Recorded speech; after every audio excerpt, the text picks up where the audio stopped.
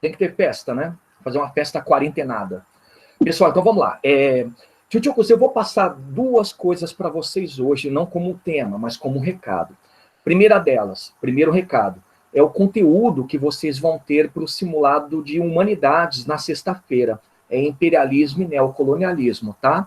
Então, tudo que a gente discutiu no final do bimestre passado e começo desse é o conteúdo que vocês vão ter. Boa, boa? E já faço uma pergunta bônus. Todo mundo tem aquelas folhinhas sobre imperialismo e neocolonialismo? Tem? Sim? Não? Então eu vou fazer o seguinte, eu vou mandar de novo no grupo as folhinhas sobre imperialismo e neocolonialismo, tá certo? Então esse é o primeiro recado. O segundo recado, tchutchucos, é isso aqui, ó. A apostila, que ela está sendo chamada de intocável. Eu tô ligado que muita gente não está fazendo tarefa nela, até porque eu também não passo muito, mas também não pega. Então, vou pedir o seguinte, façam com muito carinho aquelas tarefas que a gente coloca no Google Classroom. Por quê? Ali, a minha preocupação é sempre colocar questões que tenham relevância para vocês, para passe, paz e paz da vida, mas ao mesmo tempo que tenham relevância para vestibulares atuais e até Enem. Eu costumo sempre colocar questões que são bem conteudistas e outras nem tanto, tá? Então, tenta fazer. Vocês vão perder aí, no caso, 2 minutinhos para cada questão, porque não são tão longas, tá? E é uma maneira de vocês também se prepararem para os passes e passes da vida e vestibulares também. Tá legal? Então, quem puder, façam uso da intocável, que é a apostila, e quem não puder e não quiser, pelo menos façam as tarefas do Google Class. Elas são importantes, tá? E eu vou tentar, na medida do possível, até porque eu termino o conteúdo muito em cima da pinta, colocar para vocês as tarefas que seriam legais que vocês fizessem na intocável, tá? Então, segundo recado, resumo, façam tarefa Google Class. É muito relevante, é muito importante. Boa, boa? Então, para agora, tchutchuco, sem mais delongas, vamos lá? Eu vou passar para vocês o final da Primeira Guerra Mundial. Eu vou passar para vocês as duas últimas fases do conflito e vou terminar explicando os desfechos, dentre os quais são os tratados de paz, que de paz não tiveram nada, e as consequências da Primeira Guerra. Vamos lá? Tá todo mundo vendo? Sim. Sim. Legal. Galera, ó, só para vocês se situarem, na aula passada, na última aula passada, o segundo tempo de quarta-feira, foi o momento em que eu passei para vocês o estopim da Primeira Guerra Mundial e já comecei trabalhando o conflito. Expliquei a primeira fase. O que eu quero que vocês guardem? Eu quero que vocês guardem que quando começou a Primeira Guerra Mundial, começou, na verdade, dentro de um momento muito caótico da Europa. Um momento em que certamente o conflito sairia mais cedo ou mais tarde. Mas começou de uma forma muito estranha. Começou com o assassinato do príncipe austro-húngaro, aonde, nos Balcãs, por quem? Por um grupo nacionalista sérvio, e o que gerou? Gerou o sistema de aliança. Galera, é muito interessante vocês analisarem o começo da Primeira Guerra Mundial, por quê? Porque quando começou dentro de uma Europa caótica, mas aliada. Mas aliada, nunca se esqueçam, em 2 grupos, em 2 alianças, a Tríplice Entente e a Tríplice Aliança. Entenderam? É interessante porque vocês têm que reparar que o conflito poderia não ter sido da forma como foi se não tivessem essas alianças na Europa. Se fosse um conflito de um país contra um outro país, ou de um país mais o coleguinha contra o outro país e o seu coleguinha. O conflito ele acabou se generalizando, por quê? Porque a existência das alianças que a gente discutiu eram complicadas, porque elas marcavam a existência de apoio mútuo. Então, quando um país entrava no conflito, os demais tinham que entrar também.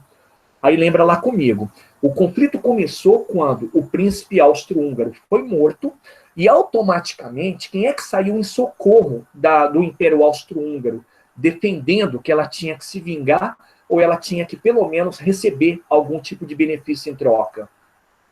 Foi a Alemanha, lembraram? E pelo fato da Alemanha ter entrado, isso no esquema de aliança, que é a tríplice aliança dela com o Império Austro-Húngaro, do outro lado, em proteção à Sérvia, alguém me lembra quem é que entrou para protegê-la, para dizer, olha, nós somos coleguinhas da Sérvia? Rússia. Isso, e nisso, com a Rússia entrando, a França também entrou.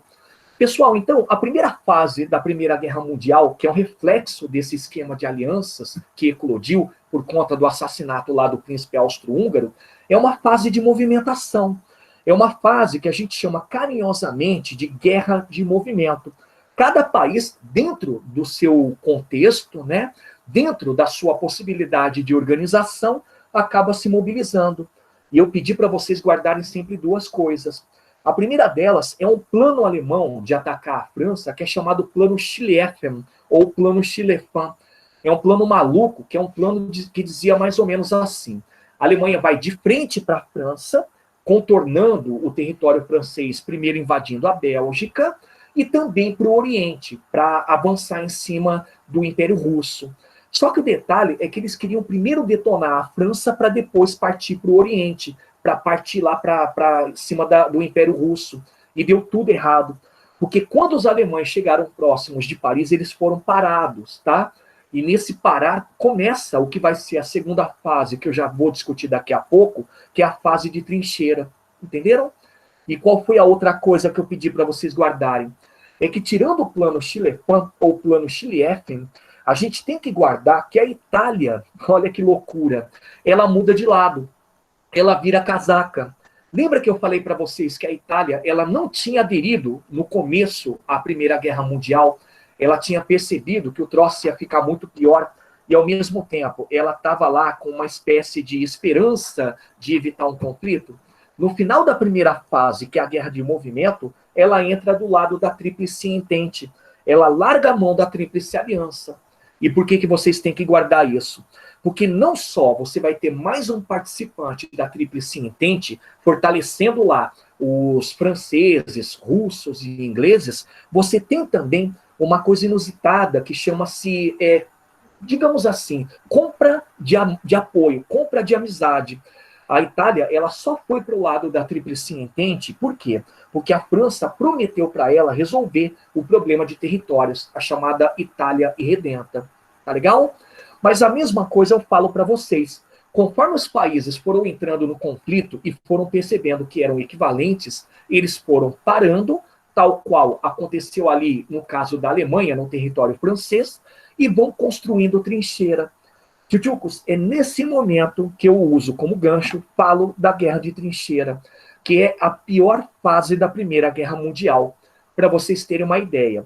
Ela durou 2 anos, ela foi de 1915 a 1917, só que foi o período que mais matou gente na Primeira Guerra.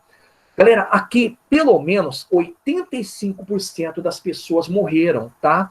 Então é uma demonstração de que mesmo não tendo mobilidade, mesmo não tendo movimento, a guerra parada, que é a guerra de trincheira, é muito nociva também. E eu vou mostrar cenas para vocês entenderem o que eu quero dizer com isso e por que era dessa maneira. Pessoal, a primeira cena, à esquerda de vocês, vocês têm uma visão aérea de um sistema de trincheira. À direita, nessa foto, você tem as trincheiras francesas e à esquerda você tem as trincheiras alemãs. Repare uma coisa interessante, vou até rabiscar a tela para vocês entenderem. O sistema de trincheiras é um sistema de interligação de túneis, mas eram túneis a céu aberto. Eles faziam essa construção, túneis a céu aberto, para quê? Para que você, soldado, ou você, pelotão, pudesse atirar.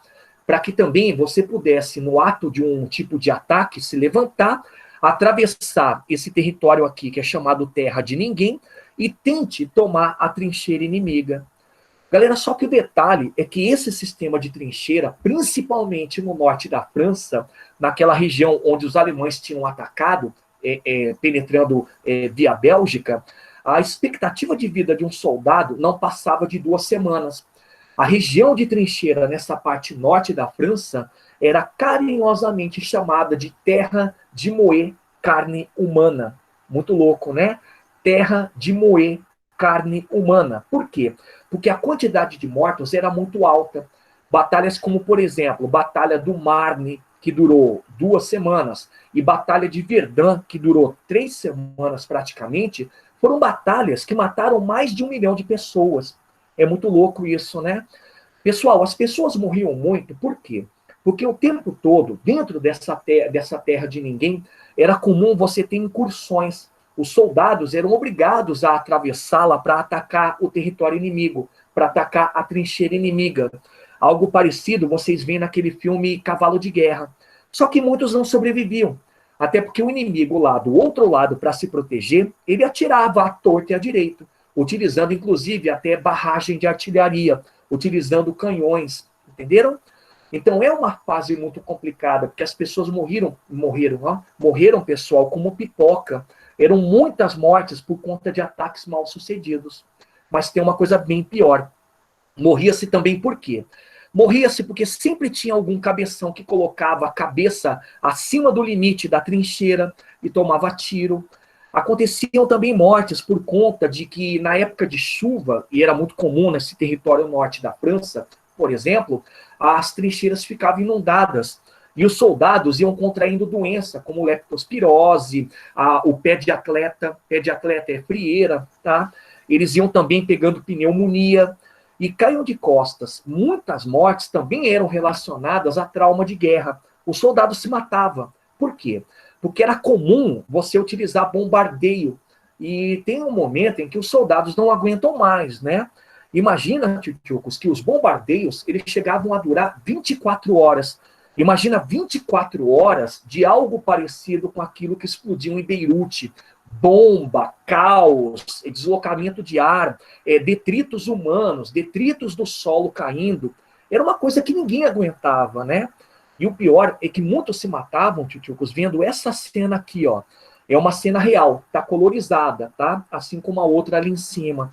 É uma cena que demonstra soldados, logo depois de um bombardeio, não estão dormindo, estão mortos, mas esses são seus companheiros, são os caras que conviveram com você, são amigos de infância, e era muito comum amigos de infância servirem no mesmo regimento, no mesmo batalhão, entenderam? Então essas três cenas iniciais demonstram o quanto essa segunda fase da Primeira Guerra Mundial foi muito caótica, envolve muita questão relacionada a desespero, a bombardeio e táticas mal sucedidas de combate, ok? Olha outra cena que eu trouxe aqui, outro conjunto de cena. A segunda fase da Primeira Guerra Mundial, ela é bastante icônica, porque o nível tecnológico avança demais. Só que, infelizmente, é a tecnologia a serviço da morte, tá? A ciência avança bastante naquela época, também para a questão de medicina, também para a questão de se prevenir epidemias, mas, por outro lado, avançava no ramo da ciência tecnológica e da engenharia para criar máquinas de guerra. Eu coloquei aqui 3 máquinas de guerra e um exemplo do que eram os bombardeios, ou o que eles usavam nos bombardeios ali nas trincheiras. Primeira cena aqui dessa colagem, tchutchucos, é um submarino. Existia submarino na Primeira Guerra Mundial. E, inclusive, foram submarinos que forçaram a entrada dos Estados Unidos e do Brasil durante a guerra. O legal desses submarinos, se vocês estão percebendo bem, é que eles eram camuflados. Se é que existe algo legal nisso, né? E eles eram camuflados justamente para atacar as embarcações inimigas. E aí vai a parte interessante. Quando eles atacavam as embarcações inimigas, eles não tinham ideia do que eles estavam atacando. Eles sabiam pela silhueta do navio que o navio não era alemão, por exemplo, né? Era um navio inglês, era um navio francês, era um navio, sei lá, brasileiro, norte-americano, mas eles não sabiam se era um navio de transporte, se era um navio de passageiro, se era um navio de guerra. Então era um caos total. E uma coisa interessante é que só a Alemanha, nos 2 primeiros anos dessa época das trincheiras, afundou só cerca de 20 milhões de toneladas de navios. É navio para ninguém botar defeito. E dentre esses navios, muitos navios de passageiros. Tá legal? À direita, pessoal, aviões da Primeira Guerra Mundial, os chamados teco-teco. Eu acho que todo mundo já ouviu esse termo. Só que teco-teco, para a época, era uma Ferrari, né? Eram aviões caiam de costas, que conseguiam atingir 500 km por hora. É uma puta tecnologia, né? E era uma tecnologia que no começo não era utilizada em batalha. Os aviões eram utilizados para isso aqui, ó, para essa foto aérea das trincheiras, para saber a localização dos inimigos. Só que Os aviões começaram a ser utilizados depois para combate porque eles eram alvejados, eles eram atingidos. Porque nesse momento em que fazia o sobrevoo por uma instalação inimiga ou por uma trincheira inimiga, era comum ou o piloto ou o passageiro jogar uma bomba, jogar uma pedra para machucar. E aí, o lado oposto, o lado inimigo, começou a reagir, atirando. E começou também a colocar armamento nos aviões. Então, aqui no caso, vocês estão vendo uma evolução da aeronáutica, que antes era só para verificação, era só para acompanhamento da tropa inimiga, se transformando em arma de batalha, em arma de guerra, tá? Um nome muito famoso de um aeronauta dessa época, de um piloto dessa época, é o Barão Vermelho. Já ouviram falar dele, certamente, né? Era um piloto alemão, os franceses chamavam de Diable Rouge, o diabo vermelho, né? E ele recebia esse nome porque o avião dele era avermelhado, era vermelho. E notem, aqui você tem um avião verde, ali no fundo você tem um avião azul. Não havia preocupação por parte da aeronáutica desse momento aqui, Tchutchucos, na Primeira Guerra Mundial, de camuflar o avião. Então eles eram uma salada de cores, eles eram uma paleta de cores. Tanto é que a aviação era chamada de Flying Circles, ou seja, é o circo voador, porque cada destaque tinha para um avião diferenciado de acordo com o gosto do piloto, ou de acordo com o batalhão onde ele estava. Então tinha avião preto, amarelo, azul celeste, cor de goiabada, rajado. O avião ia do gosto do batalhão ou do cara que estava pilotando, tá? E a última cena como máquina de combate está aqui embaixo, ó. É um tanque de guerra. É uma coisa que muita gente fala, mas teve tanque de guerra? Teve. Esse é o tanque de guerra que nasceu na fase da trincheira. Por quê? Porque era importante você romper com as trincheiras. E nada mais justo do que você, com o tempo, evitar o uso de soldado. É como eu disse, imagina numa batalha que dura semanas, você perder 500 mil de soldados, ou em 2 batalhas que duraram praticamente um mês, você perder 1 milhão de soldados. Então as Forças Armadas, elas começaram a melhorar a cavalaria. E é aqui que nasce a cavalaria blindada, a utilização de tanque. O tanque simplesmente era usado para atravessar a trincheira inimiga ou aquela terra de ninguém, o intervalo entre as trincheiras. Tá legal? Tchutchucos, agora, tem uma última foto que eu coloquei aqui, que tem uma simbologia que eu acho linda, por um lado, e é horrível por outro, lógico, né? A simbologia linda é a presença de mulheres no mercado de trabalho. Meninas, é o seguinte, as mulheres, meninos, também, elas não tinham nenhum tipo de direito até o fim da Primeira Guerra Mundial. Elas eram ditas como cidadãs de segunda categoria, tanto é que não votavam em praticamente local nenhum do mundo. Elas eram vistas como sendo também matriarcas, então meramente na família serviam para reprodução, serviam para auxiliar o marido ali no trato caseiro. Só que durante a Primeira Guerra Mundial, isso acontece em qualquer guerra, as mulheres, elas vinham lá, né, para o mercado de trabalho para substituir o homem, porque o homem partia para o fronte, partia para os campos de batalha, e na carência de mão de obra, até porque não iam colocar crianças nem pessoas muito velhas, homens, as mulheres começaram a trabalhar. Resultado, quando terminou a Primeira Guerra Mundial, a segunda coisa que as mulheres conseguiram, tirando o mercado de trabalho, foi o direito a voto. As mulheres começaram a ser reconhecidas como cidadãs, e como cidadãs plenas, cidadãs de primeira categoria. Aí vem o lado horrível, nefasto dessa foto. As bombas que elas construíam. Tchutchucos, aqui eu coloquei só algumas, tá? Que iam desde a mini-mini, a bomba pocket, que está no pé da mulher mais distante da foto, até essa grandona, que praticamente tem a altura da mulher. Tendo em vista que ela tem em média 1,60 m, a bomba tinha essa altura.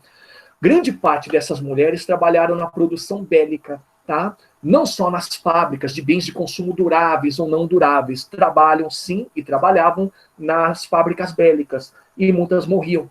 Porque para fabricar bomba, você tem que fabricar fabricando mesmo. Não é robô, né? Não existe um braço mecânico. Você pegava todos os componentes e montava.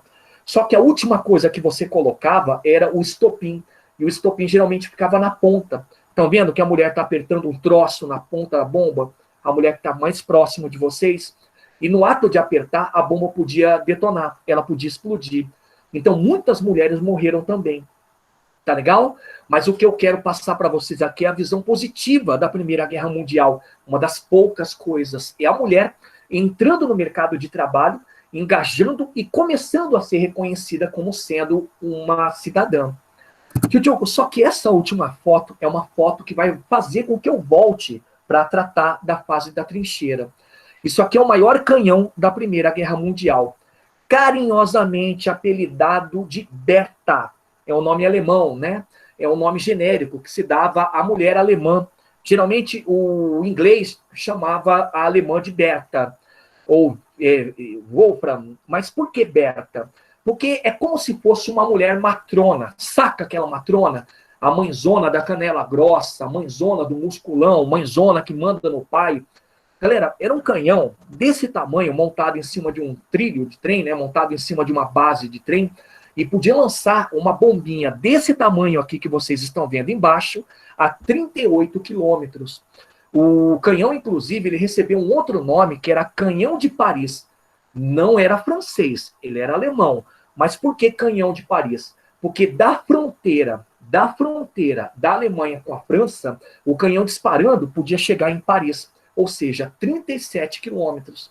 Então reparem, tio-tiocos, o quanto a Primeira Guerra Mundial ela teve um índice de desenvolvimento tecnológico tão grande que chegou até a fabricação disso aqui, o maior canhão do mundo. Isso na Primeira Guerra Mundial, muito tempo depois foi superado, mas era uma bomba padrão, mas infelizmente mostra a tecnologia a serviço da guerra. Tá legal? Então olha só, voltando. Galera, é tudo isso aqui que se desenvolve e acontece nessa segunda fase da Primeira Guerra Mundial. É a chamada fase das trincheiras. Vamos trabalhar começando assim, ó. Nessa fase, tio-tiocos, fase de 2 anos, a guerra ela começa a se estender. Ela se estende a toda a Europa, tendo lá o fronte ocidental e oriental. Qual que é a diferença do fronte ocidental e oriental? O ocidental é aquele que acontecia na França, tá? Por conta da entrada do exército alemão. E o oriental acontecia ali na Turquia e no Império Russo. Então reparem que usando esse termo ocidental e oriental, vocês têm um conflito que está em todo o continente europeu. Nenhum país escapava, entenderam? E olha só que coisa, no mínimo, grosseira. Os países que entraram nessa época foram quais? Daqui a pouco a gente vai estudar. Brasil, Estados Unidos, mas temos também a Turquia entrando do lado da Alemanha, a Romênia, olha que loucura, a Itália, como a gente comentou, a Bulgária.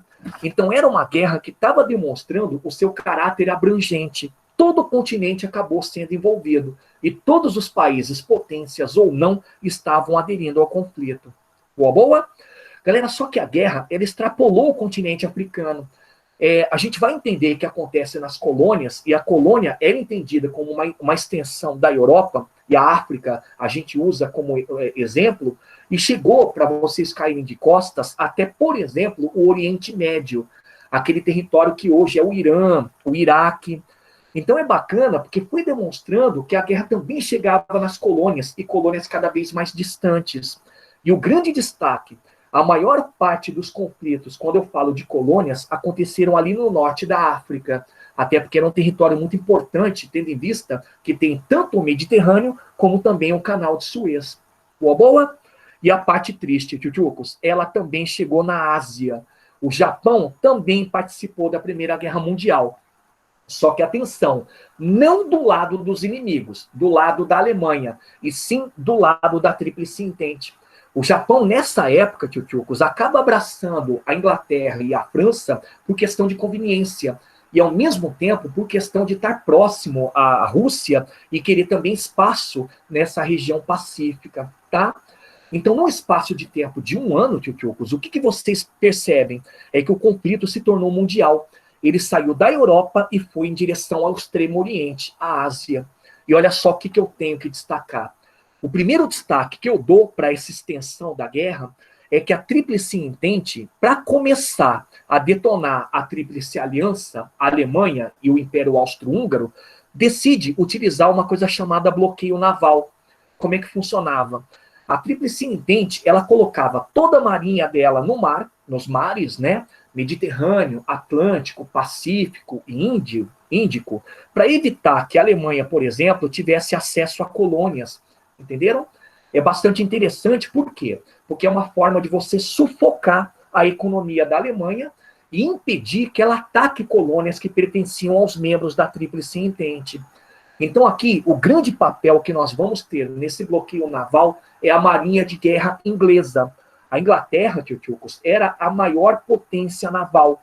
E ela se utiliza dessa característica, né, dessa ideia de que realmente era uma potência naval e passa a utilizar o bloqueio naval. Coloca toda a sua marinha para ficar policiando os mares e abater qualquer navio que fosse de origem alemã ou do Império Austro-Húngaro. Entenderam? Mas olha só o resultado. Galera, a Alemanha ficou putaça. Ela percebeu que essa tática de detonar a economia dela tinha que ser retribuída. Ela tinha que fazer uma retaliação. Então, junto à Tríplice Aliança, a Alemanha criou a chamada Guerra Submarina. Ou seja, ela começou a colocar submarino nos mares para reagir a esse bloqueio naval. Ou seja, também para sufocar a economia da Tríplice Entente. E eu explico por quê. Tchutchukos, França está atacada, né? Ela está sendo ocupada pelos alemães. Ela não tinha como produzir o necessário para a guerra. Ela tinha que importar. Como vocês sabem, adivinha de quem que ela importava? Ou da Inglaterra ou dos Estados Unidos. Agora, vai para a Inglaterra. A Inglaterra também está fazendo esforço de guerra. A Inglaterra teve que parar a produção de bens de consumo duráveis e não duráveis e fabricar só armamento, só produção bélica. Mas mesmo assim, ela não conseguia atender a demanda dela, Inglaterra e francesa. Então, por seu turno, de quem é que os ingleses compravam muito também? Dos Estados Unidos. A Alemanha sacou isso. Ela percebeu que muitos navios ingleses e norte-americanos ficavam atravessando o Atlântico, trazendo produtos da América do Norte. Então foi para lá que ela foi. Ela mandou a maior parte dos seus submarinos justamente para esse território, que é o território atlântico. E se pá, também faziam ataques ali no Mediterrâneo. Mas é como eu disse, os caras não tinham ideia do que estavam afundando. Então eles viam que era um navio pela silhueta. Bom, esse navio é um navio inglês e disparavam um torpedo. Só que os filhos da mãe podiam acertar um navio de passageiro, podiam acertar um navio de guerra, e um navio também com bastante gente comum, né? Então isso foi criando uma coisa muito interessante, que é um conflito que começa a acometer outros países. Os norte-americanos começam a ficar putos, e o Brasil também, porque muitos navios brasileiros e norte-americanos foram afundados. Entenderam? E todo mundo sabe que eram nações neutras. Tá legal? Então, nisso aqui, a gente percebe que a guerra de trincheira, ela começa a atingir níveis inimagináveis. A guerra também está indo para os mares. A guerra está começando a se tornar mundial pela segunda vez, porque muitos países começam a se envolver. Mas vem cá, escuta a data. 1917. A gente ainda vai estudar. Mas em 1917, mais precisamente em outubro de 1917, a Rússia passa por uma revolução chamada Revolução Russa. E eu pergunto para vocês, a Revolução Russa, tchutchucos, que era uma revolução comunista, vocês estudaram lá, espero, todo mundo, né, no 9º ano, era uma revolução que estava a fim de transformar a Rússia numa nação capitalista de novo? É lógico que não, né? E, por outro lado, era uma revolução devastadora. Então, o que aconteceu? A Revolução Russa estourou e começou a detonar a Rússia e obrigou o país a sair da Primeira Guerra Mundial. E foi até bom, porque a Rússia, quando saiu da Primeira Guerra Mundial, ela saiu de uma guerra que estava gastando muito, uma guerra que matava muita gente, e uma guerra que detonava a sociedade russa. Então, ela é obrigada a sair, mas olha só que doideira. Assinando um tratado, eu peço para vocês colocarem, com a Alemanha, e era chamado de Tratado Brest-Litovsk. Brest-Litovsk, pessoal, são os sobrenomes dos ministros de guerra que assinaram o tratado. O tratado era assinado, então, entre Brest, que era o ministro da Rússia, e Litovsk, que era um alemão, apesar do nome ser muito russo, né? O que dizia o tratado? Acompanha. O tratado diz que a Rússia sai da guerra, mas é obrigada a ficar neutra. qual ela não pode retornar depois de resolver a Revolução Russa. Entenderam? Segundo ponto, o tratado diz que a Rússia sai, mas tem que pagar a indenização. Adivinha para quem? Para a Alemanha. E era uma grana para ninguém botar defeito. A Rússia pagou uma puta de uma grana para a Alemanha. Lógico, não pagou tudo, mas pagou uma boa parte. E por último, a Rússia sai, mas é obrigada a entregar 3 territórios para a Alemanha. Hoje vocês chamam de repúblicas bálticas. Elas ficam lá no norte, Lituânia, Letônia e Estônia. Mas enfim, é só anotar que a Rússia é obrigada a entregar territórios para a Alemanha. Entenderam?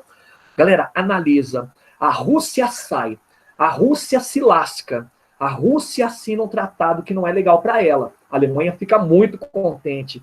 Tchutchucos, perceberam o medo que se instaura entre os países da Tríplice Entente? O medo é, a Rússia saiu, meu Deus, a Alemanha agora pode guardar todas as suas energias para o fronte ocidental, já que não tem mais fronte oriental, já que não tem mais luta contra a Rússia, agora vai ter a luta contra a França, Inglaterra e coleguinhas. Entenderam? Tchutchucos, é nesse momento que acontece talvez a intervenção divina. Os norte-americanos entram na Primeira Guerra Mundial. Então a Rússia saiu, os norte-americanos entraram. Só que cuidado, eles não entraram porque viram lá os pobrezinhos dos membros da Tríplice Entente chorando. Não. Eles entraram usando a justificativa de que eles tinham que reagir aos ataques dos submarinos alemães. Entenderam? Só que a gente tem que analisar a entrada norte-americana. Pensa comigo. Por que será que os norte-americanos entraram, tio Cos? Primeiro, eles entraram porque o grande objetivo deles era proteger os investimentos na Europa. Principalmente, vou colocar para vocês aqui, os investimentos que eles faziam na Inglaterra, e era uma puta grana, além também de mercadorias, como vocês sabem, e também na França. E na França tinha muito a ver com a produção bélica. A França comprava muito armamento norte-americano. Entenderam? Galera, é uma questão capitalista pura. Os americanos entraram porque eles imaginavam que se a Tríplice Entente perder, eles perdem dinheiro. Eles perdem até parceiro comercial. Tá legal? Só que tem uma outra explicação para a entrada norte-americana que eu acho deliciosa, tio-tiocos. Essa é muito massa. Eu até comentei na aula passada. O México, hola carajo, lo México, ele recebeu uma carta do Kaiser da Alemanha, que é o Guilherme, meio que convidando esse país a entrar na Primeira Guerra Mundial, a entrar ao lado da Tríplice Aliança, Alemanha. E sabe qual era o oferecimento? O que a Alemanha oferecia? A Alemanha oferecia para o México ajuda para reconquistar o Texas. E a gente estudou lá no começo do ano, naquele papo da expansão norte-americana, que o México foi tomado pelos Estados Unidos. Então, olha só que loucura. O Kaiser da Alemanha, Guilherme, mandou um telegrama para o presidente do México, que era um cara chamado Benito Juárez, dizendo, convidando, México, vamos entrar, vamos participar, e assim que você conseguir nos ajudar e a gente vencer, a gente te ajuda em reciprocidade. Pessoal, os norte-americanos pegaram esse telegrama, tá? Eles pegaram esse comunicado. Então, para impedir que o México entrasse, eles entraram. Qual que era a jogada? Entra, barra o México e evita um conflito aqui em território norte-americano. É muito delicioso, né? É delicioso, tio-tiocos, porque aí é que vem a pergunta desse professor careca, boca torta e míope. O que é que o México ia mandar para a Primeira Guerra Mundial? Tortilha? Taco? Tequila? Burrito? Galera, México, na verdade, tinha uma economia pior que a economia brasileira. O máximo que eles podiam mandar era soldado, e mesmo assim muito pouco. Tá bom? Mas tá aí. Pessoal, os norte-americanos entraram mandando de cara, logo no primeiro mês, 500 mil soldados, armamento de ponta, e muito armamento, e principalmente investimento. É a partir desse momento que a gente vai entender que quem vira o jogo na Primeira Guerra Mundial é a nação norte-americana. Tá certo? E para finalizar essa primeira aula, tio Cos, os norte-americanos entraram e o Brasil também entrou, tá? Ao lado da Tríplice Entente, declarando guerra à Tríplice Aliança e com a mesma justificativa. O Brasil entrou, tio Cos, usando a justificativa norte-americana. A justificativa de que navios brasileiros estavam sendo torpedeados, estavam sendo afundados. E era verdade, foi um navio de passageiros e um navio encoraçado, um navio de guerra. Então o Brasil ele teve que entrar, ele teve que participar. Vai lá, vocês vão conectar com a aula do Adriano. Galera, o presidente brasileiro nessa época era o Venceslau Braz. E é legal, por quê? Porque o Venceslau, quando estava governando o Brasil, ele percebeu que o Brasil podia entrar na guerra e, ao mesmo tempo, fazer a substituição de importações. O que é isso aí?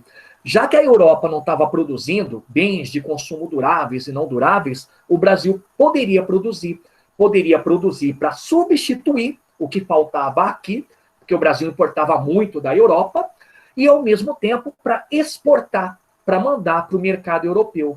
Só que ele não queria deixar só por isso, né? O Brasil não ia entrar só produzindo, e produzindo até de forma bastante legal, apesar de pouca indústria. Ele também mandou apoio logístico. Aí muita gente deve estar pensando, nossa, prof, aí foram os soldados brasileiros, né? Não. Galera, apoio logístico é enfermeira, foram lá 18 enfermeiras lutar, né? Mas ao mesmo tempo curar. Lutar que eu digo é lutar para cuidar do paciente, tá?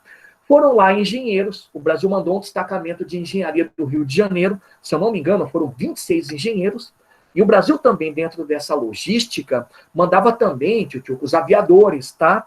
E os aviadores brasileiros usavam aviões ou ingleses ou franceses, mas eram pouquíssimos, eram 5, se eu não me engano. Então, basicamente, tirando mandar produto, o Brasil mandou apoio logístico, engenharia e medicina. Mas, ao mesmo tempo, olha só que coisa doida, patrulhamento marítimo. O Brasil mandou 6 navios de guerra para patrulhar o Atlântico, e principalmente o território do Mediterrâneo. Só que aí é que está o detalhe. Era patrulhar contra quem, tchutchucos?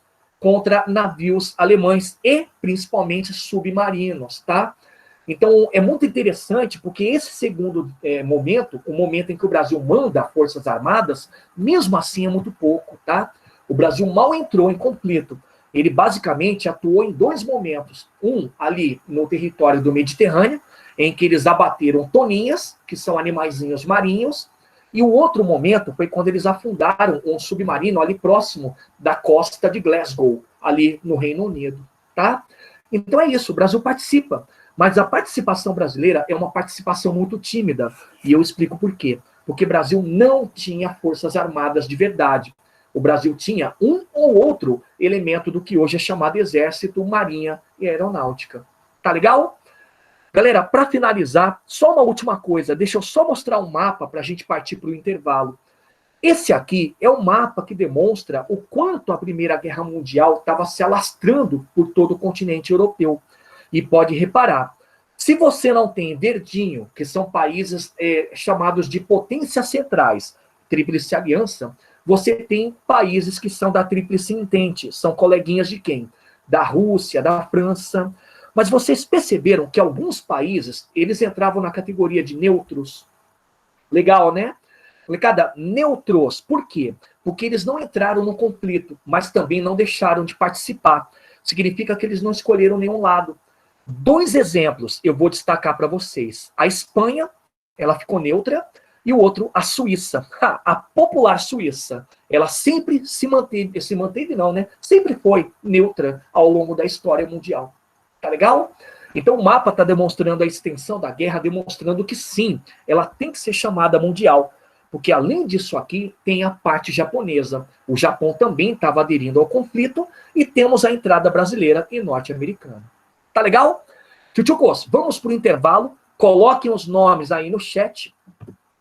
E bom descanso. Diga, quem que está falando comigo? Eu, a Aina. Oi, diga, Aina. Por que a Rússia teve que pagar para a Alemanha? Porque a Rússia, como estava saindo do conflito, ela estava saindo, mas ela queria ter menos problemas com a Alemanha, que era o país rival dela, diretamente, tá? Então, a Alemanha, percebendo esse medo russo, cobrou essa indenização. Tudo bem? Tá, entendi. Obrigada. Imagina, que isso. Peraí, parabéns pra você nessa data querida. Muitas vezes ela saiu. Ela saiu? Não. Então vamos continuar. Parabéns pra você nessa data querida. Muitas felicidades, muitos anos de vida. Com quem Viva a será? Glória! Com quem será? Com quem será que a Glória vai casar? Vai depender se o fulano Pai vai... dela, você não deixar. Se o pai dela não vai deixar. Aí tinha outra história. Aniversário gay. Olha aí. Parabéns, feliz aniversário, Glória. Parabéns, Parabéns. Glória. É Felicidade. festa, Aniversário, mano. Glória! Glória a Deus. Ó, não gostei do trocadilho, não. Parabéns, Glória. Foi ruim mesmo, Parabéns, foi ruim. gente. Com quem será, né, Yasmin? Vamos lá, gente. Vamos comer um bolo em homenagem à Glória. Tchau, Pro. Tchau, tchau, gente. Vou desligar aqui, tá? Não, Tchau, Pro. Tchau. Até daqui a Aniversário pouquinho. daqui a pouquinho.